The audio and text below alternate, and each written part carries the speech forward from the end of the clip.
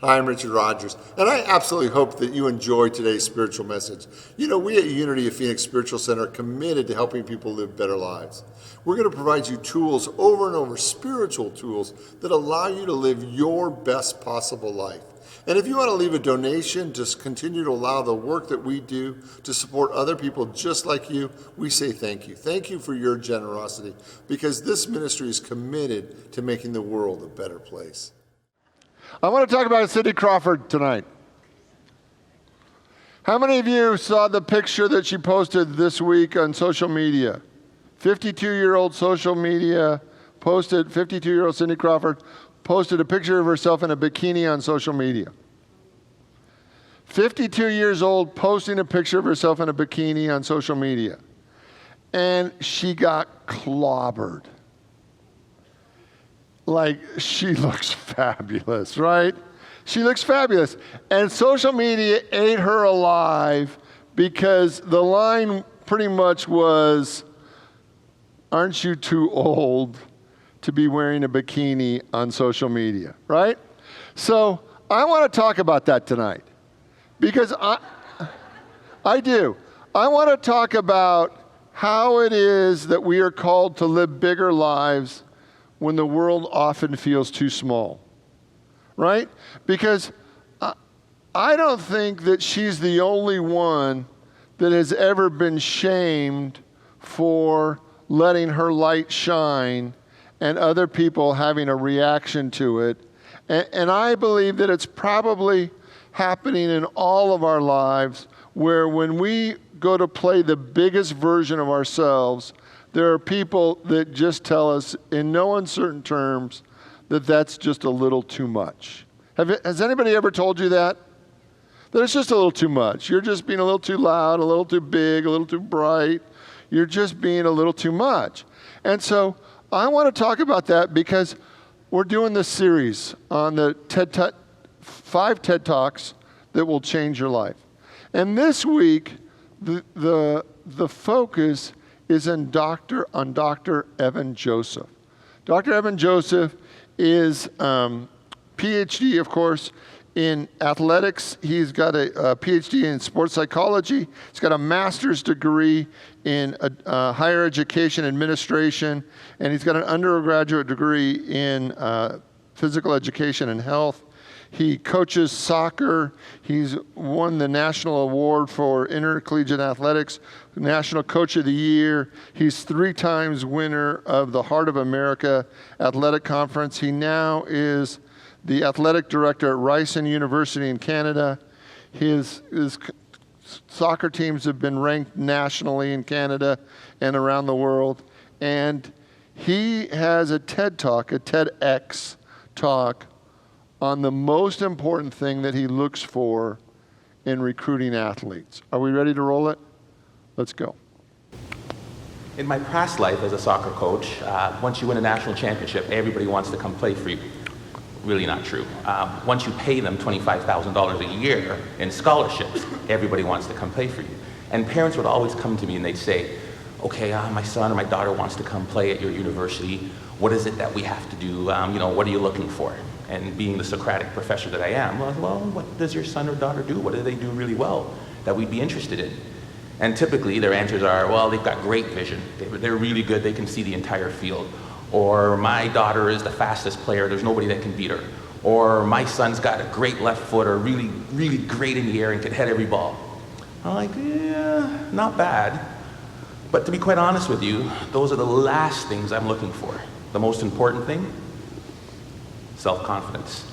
Without that skill, and I use the word skill intentionally, without that skill, we are useless as a soccer player. Because when you lose sight or belief in yourself, we're done for. I use the definition of self-confidence to be the ability or the belief to believe in yourself to accomplish any task, no matter the odds, no matter the difficulty, no matter the adversity. The belief that you can accomplish it. Self-confidence. Some of you are saying, great, I don't have it, I'm so shy, I'll never do good. And you start to drag all the way down here. But I use the word skill because I believe it can be trained. And I'll show you a couple of ways in which we do. Hopefully I won't run out of time. I don't use any slides because my speech always goes here, here, or here. So we'll see which way we get to. The easiest way to build self-confidence. There's no magic button. I can't say, hey, this plane is going down. Who can fly it? Put your hand up. I can. I'm confident. Repetition, repetition, repetition. Right? What does Malcolm Gladwell call it? The 10,000 hour rule? There's no magic button. I recruited a goalie from Colombia, South America one year. Big, tall, 6'3" man.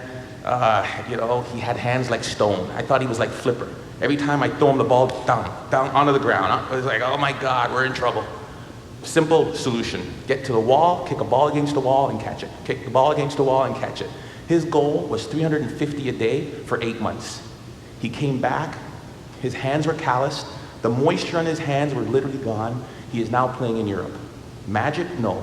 Repetition, repetition, repetition. The problem is we expect to be self-confident, but we can't be unless the skill or the task we're doing is not novel, is not new to us. We want to be in a situation where we've had so much pressure in that, and what I mean, because pressure builds diamonds, we want to be in a situation where, hey, I've done this 1,000 times. I did my speech, I practiced in front of the mirror, hey, I'm sounding good. And then I read in front of my kids and my wife. I was like, oh gosh, got a little nervous. Then I get in front of Glenn Gould, oh my goodness, I'm a little more nervous. By the time I get to the ACG, where 2,500 people, can't say anymore, right? 2,500 people, where 2,500 people are there, I won't have a single ounce of nervousness because of my ability to practice, right? Over and over and over again. The problem with repetition is, how many of us bail after the first bit of failure? How many of us bail after the first bit of adversity? Edison was on that video. And depends who you ask, there's anywhere from 1,000 to 10,000 tries to build that light bulb. 1,000 to 10,000. J.K. Rowling should be on that video. You know how many publishers she took her Harry Potter book to? I believe the number was 12 or 13. I'm pretty confident, but after 2 or 3 no's, I'd be like, dang it. After 6 or 7, I'm like, maybe not. Definitely after 9 or 10, I'd be looking to be a soccer coach or something else beside an author. Right? I mean, 12 times somebody said no. But practice, practice, practice, and do not accept failure. Maybe it shouldn't be repetition. Maybe the answer should be persistence. Because we all repeat something, but very few of us really will persist. So that's one way to build self-confidence. Get out there. Do what you want to do and accept no. Do not accept no. All right. How many of you can see that there are areas in your life that would be well served if you had more confidence? Right? So how many of you have been taught that it's only acceptable to have a certain amount of self-confidence, and anything more than that, you're just a little too full of yourself? Right? So here is this dilemma we have, right? Everything in our life gets better with self-confidence. Everything in our life gets better with self-confidence. Only we are taught that we're not supposed to have too much of it. But we're not exactly sure how much is too much, because it always seems to be judged by somebody else's standard when we cross the line into too much, right? Has everybody else had that experience where somebody just politely tells you you're just a little too much? And sometimes they're not so subtle about it, right? I had a woman, and I will remember this line my whole life, who came up to me and said to me, and this was a compliment, she said, "Your arrogance, you wear your arrogance like a crown." And it said, and you wear your arrogance so much that it helped us all believe that we could do it.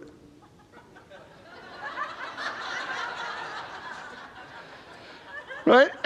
And as I kind of wove through that statement, like where was she going with it? I think it was meant as a compliment, right?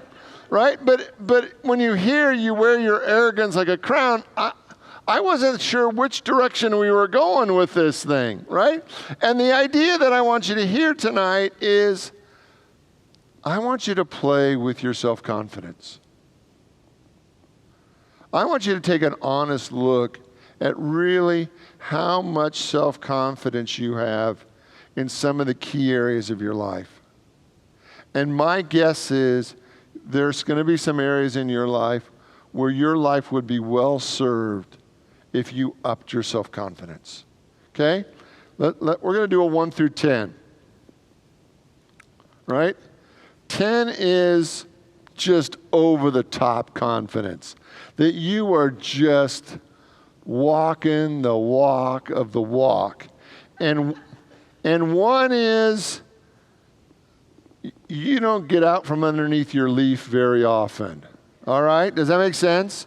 So I want you to think of the time in your life where you had the highest self-confidence. And maybe today. But I want you to think about the time in your life where you had the highest level of self-confidence, where you just knew you were all that. Right? And then I want you to look at where you are today. Today, if you had to give yourself a number of 1 to 10, where you are being self-confident, what number would you give yourself today? And what's the time when you know that you had the lowest level of self-confidence? And if you look at the difference when you were at your lowest level and when you were at the highest level, which time in your life were you having more fun? Right? How many of you can honestly say that when you had your lowest level of confidence, self-confidence, you were having the most fun in your life? Right? It never works that way. That when we're operating at the higher range of our self-confidence, everything in our life gets better. Now, how many of you were taught in your past maybe spiritual experience or religious background that God will even frown on you if you get too uppity, arrogant, right? How many of you, even God will shake his finger at you if you get too confident, right? There's so many of us, we think we're supposed to be good, but not too good. We're supposed to be courageous, but not too full of ourselves. And I want you to really play with this idea. What would happen if you made an internal commitment to be more self-confident than you've ever been before? What changes? What changes would happen in your life if you began to play your life from the highest level of self-confidence? Because the number one thing he recruited for was players with confidence. Because everything else you can train. Everything else you can practice. But confidence tends to be something that we either own or we don't own. We either have or we don't have.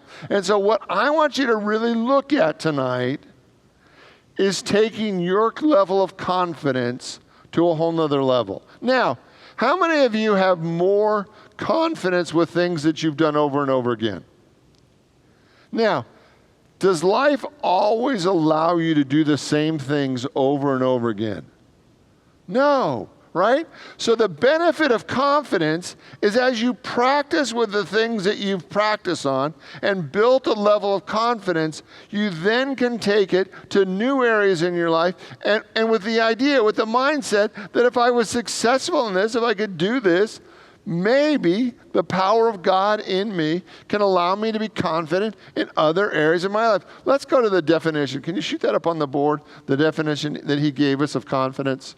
He said, self-confidence is the ability to believe in yourself to accomplish any task, no matter the odds, the difficulty, or the adversity. Can you see room in your life to be more confident? Well, Richard, everybody's going to think I'm egotistical. Oh, well, what's the worst that could happen? They don't talk to you anymore.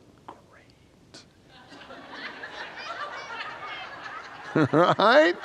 Let's move them on out.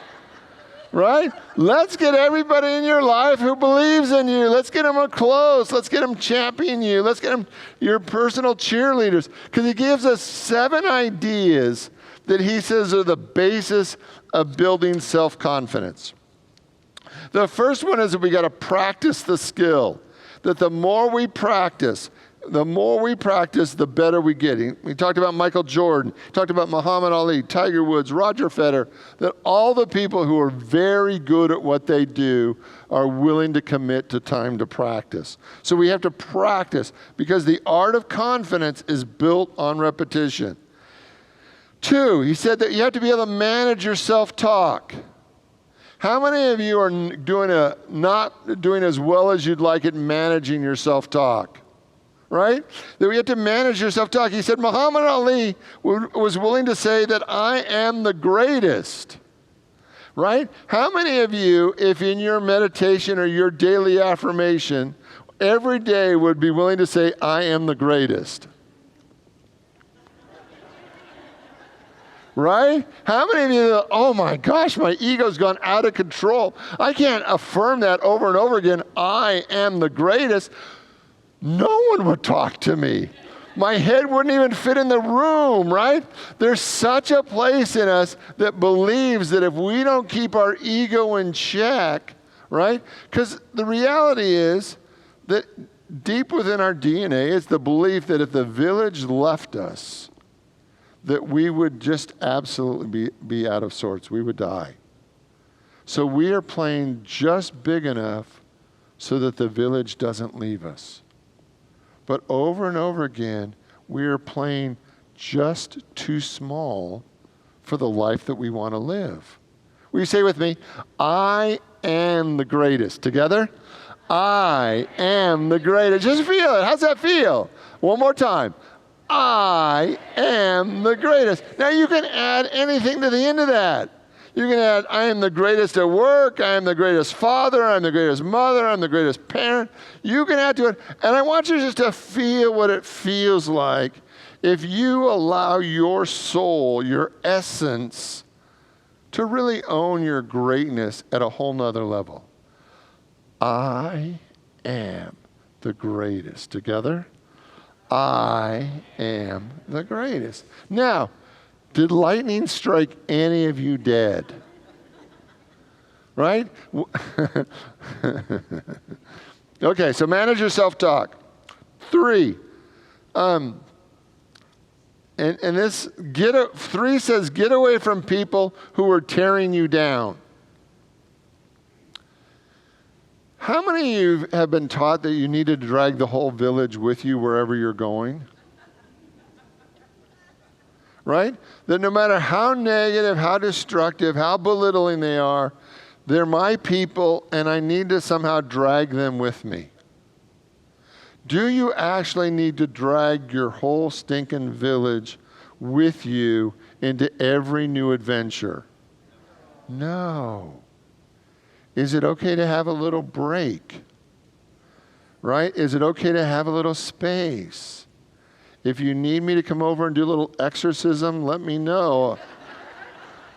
Right? Give you a little energetic freedom from the negativity around you. I want you to really look, because who is the one that keeps picking negative people to surround yourself in? How many of us have been taught that if we just have enough negative people around us, it'll actually just kind of bring us down to size. It'll keep us in check. It'll keep us small enough. It'll keep us safe enough. And if I just keep enough negative people around me, I will actually live a small enough life. Did God really create you to live a small life? Did God give you the infinite and place it within your soul and invite you to fully express it? So tear yourself away from all the negative people. 4, acknowledge your strengths on a regular and daily basis. One of the things that you talked about is that I want you to actually end every day, like at your time of bedtime, I want you to brag 3 things that are fabulous about you. Now, if you have somebody else that you cohabitate with, this is a great opportunity for you both to brag about 3 things that are fabulous about you. And so the last 3 thoughts that you're thinking every night, you're bragging your greatness. Right? How many of you ever go through your day and all you do is belittle yourself for all your mistakes? right? So we can either focus on the negativity, we can focus on the place where we drop the ball, or we can focus on bragging up our strengths. And if we focus on our strengths, are we going to feel better and better about ourselves? Right? If we focus on our strengths, are we actually going to be able to see our weaknesses in a new way so that we can actually heal or transform them because we have the internal confidence to take on the things in our life that we know could be better, but we don't, because when we go into our shame, we just want to go unconscious to everything. I want you to spend time every night focusing on the 3 things that you want to brag about you. Because if you're created in the image and likeness of God and you can't find 3 things to brag about you, we have a problem, Houston. Right? If your image of you has been so condensed and minimized that you can't find every day 3 things that are absolutely fabulous about you, we've missed the point. That you were created in the image and likeness of God. That the fullness of Spirit is within you. 5, he said, write a confidence letter. And I actually love this one. I've never heard this idea before. I actually love this one.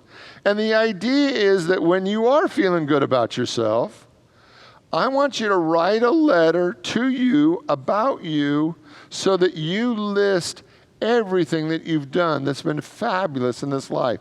And he talked about it in the entire thing. He said, I got a PhD before I was 40, that I coached a national team, and he had some really significant things, but all of us have significant things. When we actually begin to look at our life, what are the things that are fabulous about you? And I want you to write your own letter, your own bio, your own brag sheet, so that you actually have a letter that you can read in your tough times, in your dark times, in the times when you're feeling like you're lower than that you can actually get out your brag letter, your confidence letter, and you can read it. Because if you can't see your own strength, then we've missed the point, right? 6, build others up.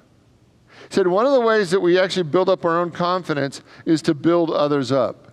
And then he said the greatest way scientifically, and the research shows that the greatest way that we build others up is to look for the things that they're doing right and speak to that.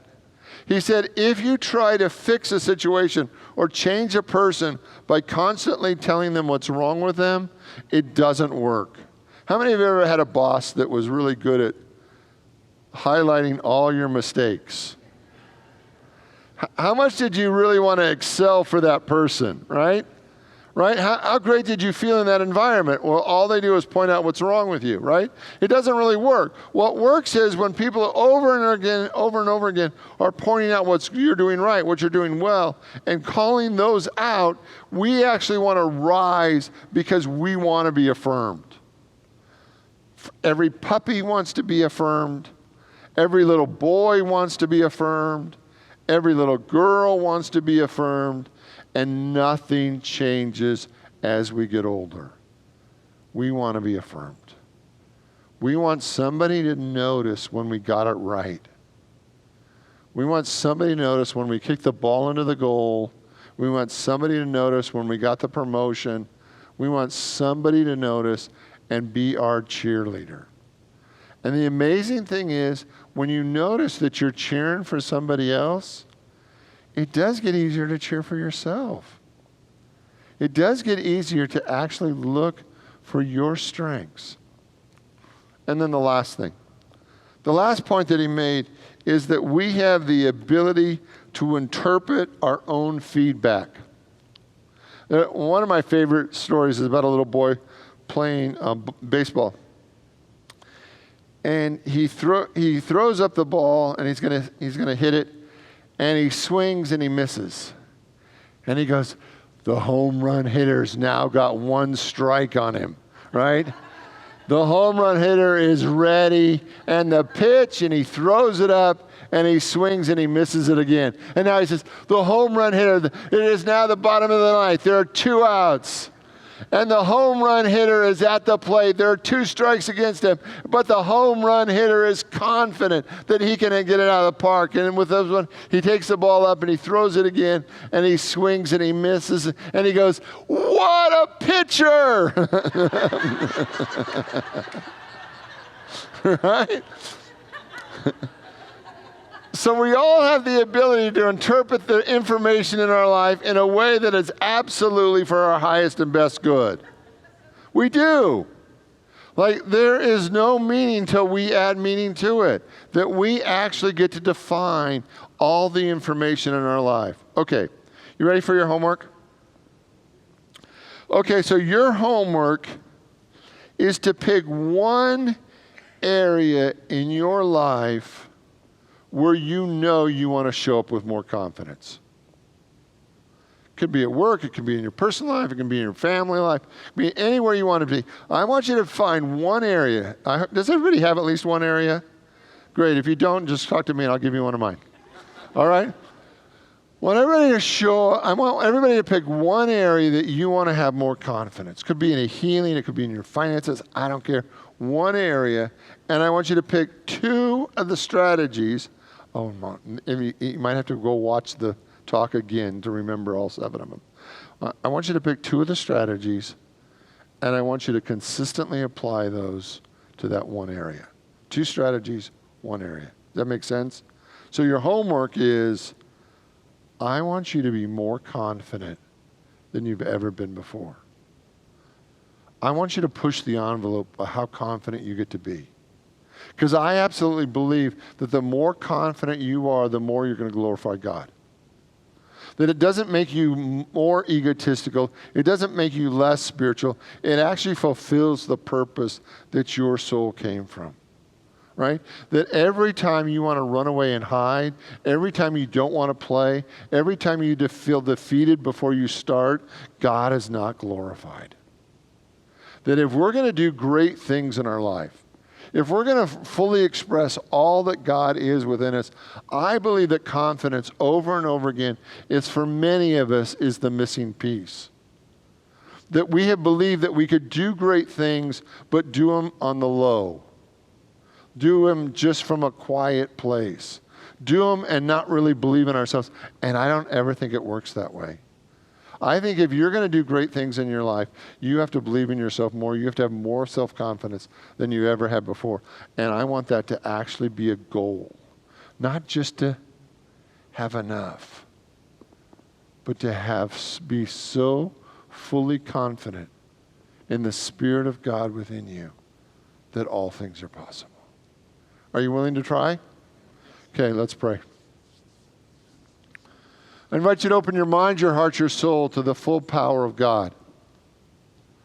And tonight, your only job is to believe in yourself. Your only job is to be radically, wonderfully confident.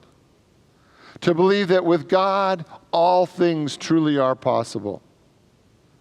That you can say to the mountain, move from here to there, and it will be done.